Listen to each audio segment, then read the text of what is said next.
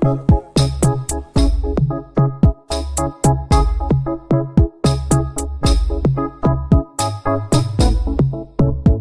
to Chute podcast. Good night, everybody, or good morning whenever you're watching this. And you don't know this is a podcast where we just talk about random topics. Also refer to us as the podcast boys. And Come with this again, brother. Brother, we are talking about that. What do you mean? Yo, Go on. hashtag podcast boys, isn't it? And girl. And girl. There tonight to talk about a different topic. Let me introduce everybody again. So we have Ras, aka Damali. I'm Dunks, aka Sanjay. We have Burley, aka Ilking / Nuts. You see me? We have Suna, aka Kiri, and we have Ella, aka Sashoy or Sash, whichever one. You see me? And tonight we're going to talk about why is cliquing up or teaming up the new way to go in dancehall. I think Suna to take the leap on the one end because of theme topic. So Suna can introduce this whole thing and let us have a discussion about it. And remember, guys, to like, share, and subscribe. Also, watch the other episodes. We'll put the link in the description and you can share it with your friends. So Suna, kick it off. All right, to start off the topic, like the other day, me and Dunks are all a reason. Well, everybody in the group here, we're throwing out some pointers and stuff. And we're like the whole Gaza and Gully thing, and right now you have the Six, you have Alkaline, and for them you have Strike Force, you have Donia and Film Camp, Fort Jenna, just to name a few. And it's like, I was watching an interview. Who remember Teenage? And then we remember Teenage are also from West. I remember Teenage because I did on music head, isn't he? So yeah, man. But Sing some couple tunes back Remember in the name? Well, him change his name now, name Nezia now. And him say my part of the Six and this and that. So I was like, the question really came up to mind, like, is the in thing now to join a camp? Like the Six camp and yeah. yeah. So, Is this what a new guys feel? movement What? The Six? joining up? No, I don't think it's relatively new, you know. You must say they have the Gaza, they have Gully side. But I think it kind of reforming now. Like a lot of groups popping now. Even not only in dancehall, but even in reggae. Yeah. But they're not calling it by names. A lot of cliques are in reggae music right now. So what do you guys think? I think that, well, it's not new. However, I think that more and more people doing it earlier. So, like, what I mean is, they did have Bounty Killer, and Bounty Killer was, to my knowledge, early in his career was Lone Soldier, the most of the time. And then later on, he formed Alliance, right? But now what we find is, as soon as an artist bust him having first song or two songs out, him start one whole camp. Beer man they behind him. You see me? Yeah. We're ready to come out as well. So I think that it's definitely something that they're copying it from that era, because Alliance was a big thing.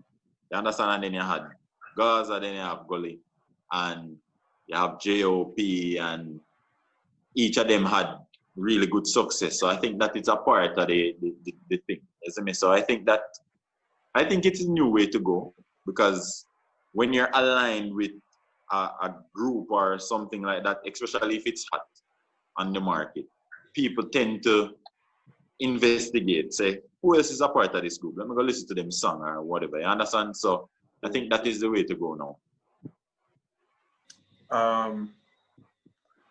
Well, like later today, I was coming from the studio, so pretty much I had to do the same. I had a session with a group of people, and you know, I'd be taking this from a different angle in regards to even just putting out real good music, because I mean, like, you as an individual can make really good music, but when there's a group effort involved, like, you get like multiple different styles, multiple different flows, and then, like, before anyone else hears your music, you're able to know if it is let's say a hit.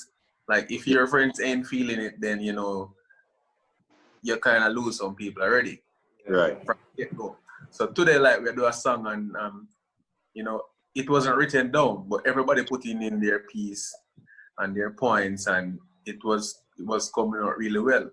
And I think that is what these groups do now, where, you know, like, individuals in the group come together and make a composition for one person, and they just do that all around, and that's how you get some really good songs. I think even like, let's say I Don't Camp, right? A lot of these songs, you can see that it was a vibe, like, and it was a vibe well received by the persons around him, and then he'll be like, yo, this have to become a song, you know, that we're going to record or something. You know what I mean? So is a thing where grouping up helps to expand the what I'd say, the creativity of the word. Yeah. So all right. For me, I think them it good, but I think them are do it wrong. Like when you look on overseas and you have like a group like Young Money, what the people them overseas do is take the group and turn it in like a record label. So it become a whole management / record label type thing. So you have like Young Money where they just Drake, Nicki Minaj, Lil Wayne them, and it was a whole record label. Like Young Money, everybody know that little group, like Young Money. Everywhere you go, you have to pay a fee. Young Money. Out here, so now you have Alliance is a group of man. You have Six is a group of man. But them not take it and turn it. Say, hold on. 1 second. Why you say it like that? I've never read Alliance, but all right, they did have Alliance, Bunty and the crew. You did have Gaza. Yeah. You have Gully and them people. But what I say is that them never really take it and turn it into like a management thing. Like once Alliance are go there, so you know, say you have to pay for Alliance. You have to pay a different package for Alliance than what you have to pay for Bunty. You have to pay a different package for Gaza. I think Cartel tried that little bit, but in the start beat up the man them. Yeah, allegedly. It never really worked. Allegedly. Cool. So you have a different package for Gaza and you have a different package for Six. So I think in terms of teaming up, to me, that's the way to go. To try and make some money out of it. To try and having a group to charge a bigger fee and them sort of something there. Alkaline them do it to some extent with him and Movado and who that Jamil, I think. Jamil and them when them come as a group, you have to pay like additional money versus if you just pay for your Alkaline or you pay for your Jamil. And it actually worked, you know, it helped them to build a brand. If them did want to branch out going to like record label, them could have easily do that. Because they could have easily have a, say, an Alliance record label that would have been like the biggest thing right now. Every artist would have want to sign for Alliance, you know, because that would have been like one of the biggest things. So I think it good, but I think they might do it wrong. They might do it more from a friend and try, you know, cover the music industry rather than, yo, make some money out of this, make we turn this legit and make some good money out of this. Okay. I think it's a good way to go for all of the points that you guys made. I just don't like that it's so cliquey. So you can have a group where you can team up for group benefits, but generally from my experience with dancehall, once you're a member of this group, you don't associate with the other group. That's what grouping up in dancehall looks like to me. And I think that that's counterproductive because so many collaborations that would have been a hit, we're never going to see just because of that whole clique up thing. So with the points that you guys made, I agree that grouping up is the way to go. But it just, for me, I don't like the cliquey part of it where you close off yourself to nobody else except your group. True. I could raise a question for that though, like which collaborations did we miss or are we missing because of this cliquing up? So definitely know. So we have me going to say Alkaline and Cartel, but I want to hear a song from them too.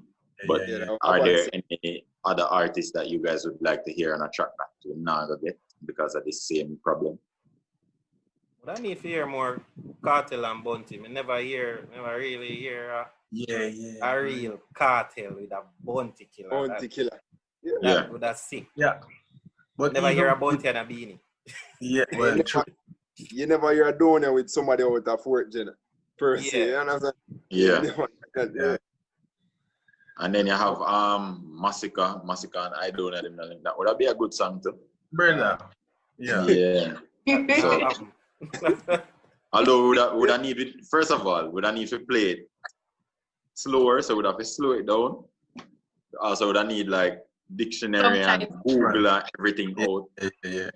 Yeah, feel like along, but would that definitely bad for real, man. So yeah, man. I Popcorn, I agree want with good that. collab, you know.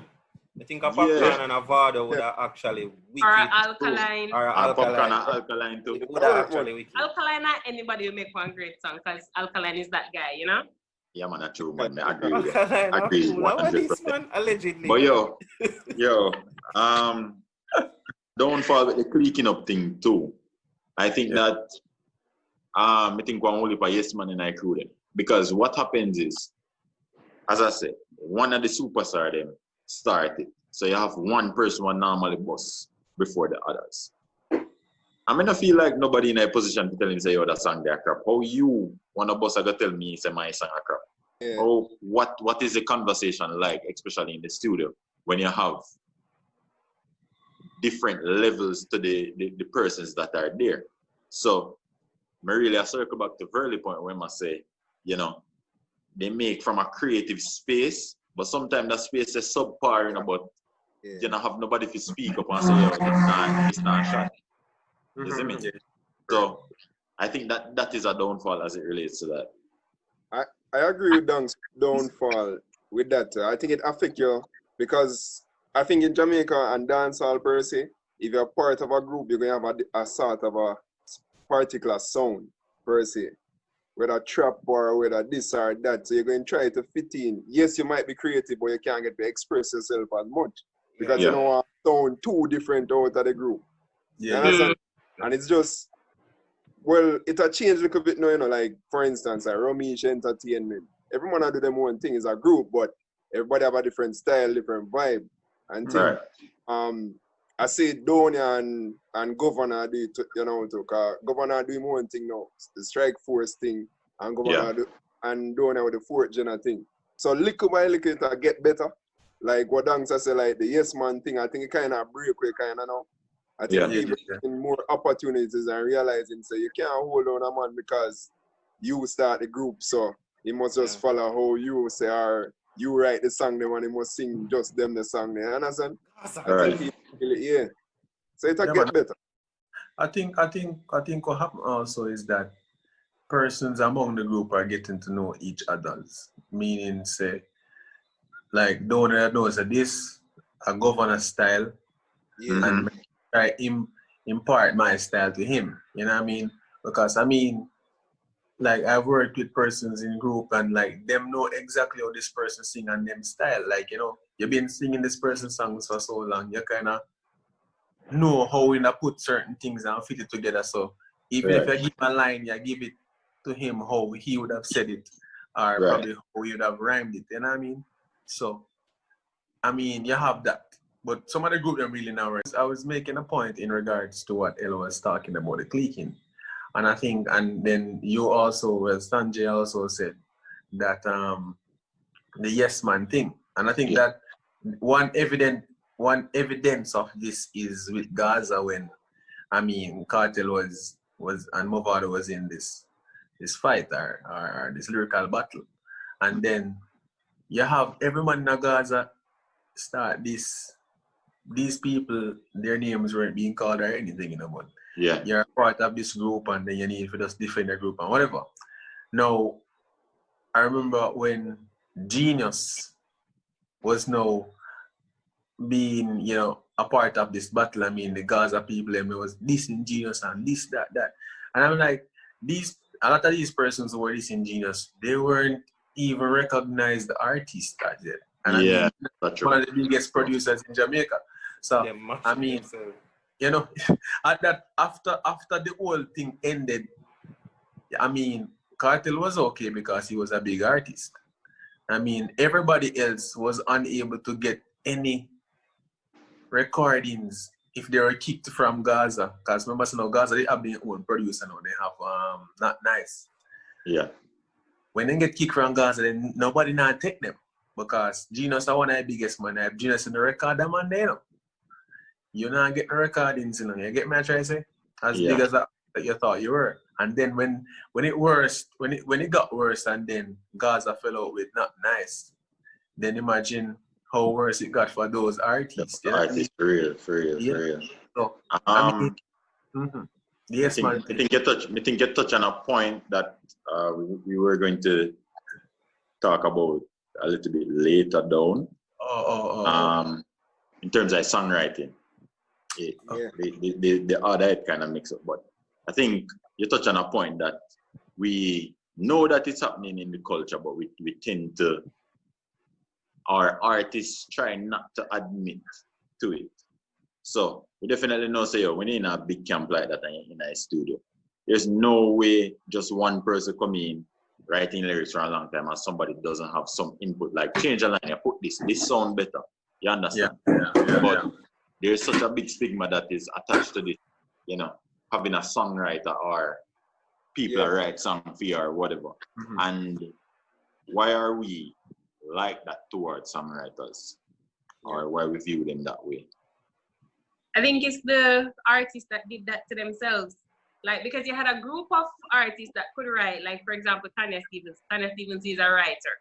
So she can put that in her songs. And because it's impressive, it's, to me, more impressive than having a writer. So if you write the songs, you have the lyrics, and you can do you have the whole package, right? It looks better than if all you are is the voice and the whatever, and somebody's writing the music for you. Right. I think our outlook on songwriting just came from that space, like, it's just more impressive. Right. From my perspective. I would actually believe that everybody actually write them own song and them sort of stuff. But to tell the truth, songwriters need to get more props in Jamaica, because it's internationally, songwriters are appreciated. Like, I was watching some other interviews and things, like, most of the bigger artists, Rihanna, Beyonce, name them. Them have, like, writing camps and them thing, 14 people singing. Yeah, but sometimes the stigma too, remember, like Jamaica, like, for example, I think Shane write a couple songs for, like, The Angel. Ayani. Shane no want to come out and say, yo, I'm a downtown girl living in uptown life. Yo. He was the one that wrote Lifestyle too, right? Yeah. I think so. It's real. Even watch it's just the artistic expression, But I just said Jamaicans, man. Can even later time here come out and say a couple man right there tune them. Who said that, lady, sir? Yeah, now in our ear interview, the song about I Got Your Man. She says it's a man right that song. Yeah, but even Spice's first song that was a hit. From what we hear, a Cartel write it, you know what I mean? Yeah. Right. But we sang that. That the song what she did, Cartel. A Cartel write Ramping Shop. If you say I write the whole Ramping Shop. Yeah, allegedly I write the whole song and just put her on it. But the thing what happen also is there's ego thing, you know what I mean? And this pride, where a lot of these, because sometimes the songwriters don't get big up because of the artists too. I mean, them don't want to go up there being like, yo, me never write this song. You know what I mean? And it happened with even producers, because enough time some song do, and if you're a bigger artist, say, yo, if you say the label name or whatever, you never even know who made the song, brother. Like, you just know, say, them alone. Because, I mean, a lot of the artists are more selfish and more egocentric, you know what I mean? Them just build themselves. Them don't really care about who for energy them use to reach where they're trying to reach. So, but the songwriting things, the songwriters need to forget, like, I know some people write some breeder song. I mean, but honestly, me hear one I say, and they respect the songwriter, them big up to the songwriter, them want to forget more props. But you see, thing. What am I saying, lifestyle? Or the brother will write, I got your, like, it's funny seeing where we can't help but laugh. So we can understand the stigma attached to it. But it just goes to show you how good of a songwriter that person is, because they can just know, say, from a woman's perspective, her style, and write something from her perspective. And a big song too, you know? And we can't forget a cartel, right? The whole of Ludi. Yeah, and Yeah, you heard the whole of Ludi too? Yeah, Ludi. Yo, you're messing up. Sash said something too that I think the fans have a part to play in it too, because we then look at the artists as less than. Let's say we hear say. But they're the ones that told us to look at them as less than. They're the ones that made a whole big deal about it. So I want to know that is a bad thing for songwriting, because the Justin Bieber song Baby Baby have 50,000 songwriters for that little song. It's just, allegedly. Well, for me, I love rap music. So coming from rap music, they're the ones that started talking about this whole who write who for song, and I'm like, oh, that's a bad thing. Yeah, man. Right. I didn't know that it was bad. They told me. They have to hear it, man, because some of the greatest hits them in a dancehall and reggae. It's not the singer write the song. For instance, look on how Bugler express with Elephant Man, Carrier and Pandy River, all of them songs. Bugler write them, you know? Yeah. Yeah, Bugler write all of them songs. So you see it. You have to give respect. Yeah. I did wonder why Ellie can't find no more hit, you know? No. What you gonna do now? Allegedly, him can't find no more hit. But you're messing up. I think that me lose my train of thought, you know. But I think, let me fill in for you. I think that if we give songwriters their props, we'll have less people who are supposed to be songwriters trying to be artists. Because you don't have the vibe, but you don't have the whatever in the way you can write. Exactly what I was going to say. So just if there was a place where they could get the recognition and the whatever they want from the music industry, same way without forcing us to accept them as an artist, that would be good. I think we touched on that point. One of the episodes, in a previous episode. Leave the link in the description. And we were saying that managers actually help. We were speaking about managers, and we were saying that, figure out who is the songwriter, and we don't force this person to make songs, because he probably not have the delivery or the voice or the flow, and then you have a person that is a better artist or a better performer than a songwriter. So sometimes with the right manager, sometimes with the right directions, we end up finding songwriters being used more versus when an artist is trying to do it on his own. You can hear the person say, this song is a good song, but that's just not him to sing. It's kind of rough still, because even like Tanto Blacks is a wicked piece of performer. But I see them give him a song where him can't pronounce half of the words, so that's what. So the man spend about 15 minutes as a catastrophe. So I don't understand. The songwriter don't know. Is it lucrative to be a songwriter? Like, do they make money? At that. They should. Yes, because when the song is being registered, you have the compose different from the you have multiple different partitions to the song that you have to put in the song itself. It's being released, you know what I mean? So you get recognition, you get a cut of the money, you get a cut of the royalties. Because I think that one lady did that sue Jay-Z for the other day, Yeah. Because part of her words where she did put together, did a part of one of Jay-Z songs. But she was in the credits still. Yeah. See her name in the credits, but she has sued same way. She said she never get nothing. Back in the days, they used to get burned, like, they used to just pay them off, like, give them a money and say that. But I think song from them. Songwriters, I think that was... Songwriters and producers, I think them getting smarter now and understanding, say, yeah, man, you have to really register your thing, them, and a business, so it have to be legitimate and thing, so yeah. But I was going to ask, like, do you guys think that more artists than they admit to have songwriters, like, are great songwriter artists? Do you think that they actually are? I think they have like a ghostwriter, or they kind of intimidate to keep quiet, or pay off to keep quiet, or whatever. I don't have a ghostwriter. Me sure I Who? Yeah. Yo, brother. Yo. The only thing getting through the war. People, if you don't realize by now, Ross is a Gaza fan. Obviously, like. And anything outside of Gaza, his argument, his credibility goes down. No, but that's true. I really think. I'm an Alkaline fan, and I would not lose respect for him if I heard that he had a writer. Like, it doesn't matter. Song nice, same way. Yeah, that may say. I mean, so well, I feel like because for like an artist that like there's so many different diversity to the amount of songs that they do. You know what I mean? It's like you'd be like, okay, I wonder if I'm really think about all these points and these angles. And I think from there you can have and you can pretty much summate that this person is probably not writing all these songs. You know what I mean? You know, I feel like Governor did write a couple songs in a film lifetime too, you know, like when him never did a one so hard, I feel like he write a couple songs for some other artists. Especially in a film camp. Especially in a film camp. You know? Allegedly, yeah. I mean, allegedly, yeah. And I think they have intimidation too. I don't think it's beyond anything that we know about dancehall to think that if somebody in their camp come up with a good song, then just take it from them. Yeah. How about this? I mean, maybe.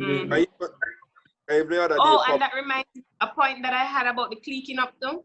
I think the bad thing about it is that in the cliques, you have a lot of people from your past life. And we know from people like a lot of artists, they try to take their friends with them, but then they're trying to achieve a certain new type of lifestyle and their friend doesn't want to live the old type of lifestyle. So they get mixed up in all sorts of things where at this point, they should have left behind them now. Right. So I think that is a negative thing too.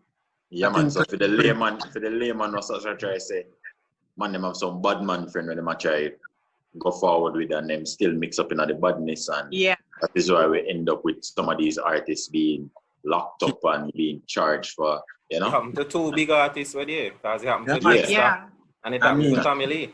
I mean, and it's not just dancehall. Not Tommy Lee so much. Yeah, but and the problem is it's not just dancehall though. It happens in rap and the American culture a lot too, where they do find themselves within a certain clique and them still push the badness and whatever. And sometimes after a man them busting at them gone in a badness, you know? Yeah. Start out innocent and then them gone in a one bag of badness. I think that's because they have so many people around them and then they get paranoid and then they want to protect themselves and then you know, it leads to this and it leads to that. You get somebody that you know can protect you and him end up mix you up in a blah blah blah. So group up is beneficial. And a part of it too, badness look cool still. I'm telling you, like, yo, watch responsibly. Not encourage nobody in their badness, but badness is not cool. It sounds cool. It sounds cool, is what I mean. A lot of them artists say when they sit down and reason with them, I don't really something what they won't really want to do. No. Yeah. Yeah, them not even know half of people them like clique and a group of them there. No. Yeah, True. Them not stay so. Yeah, them not stay so. When you listen to the song, you can differentiate between the artists that know what he's singing about and the artists who just hear from his friends. Like you can definitely tell who a good man for true. But what you know, on that point, I think sometimes they power with these bad guys allegedly to get this what do you call it now? This first-hand experience. Yes, first-hand experience. So see when I'm writing the song, them are right, boy. Exactly what they can tell them. You know what I mean? They're not going to go and try imagine. I wonder if time for that tell him say a 357 Magnum and name something. You know what I mean? Driver don't stop at all and him something.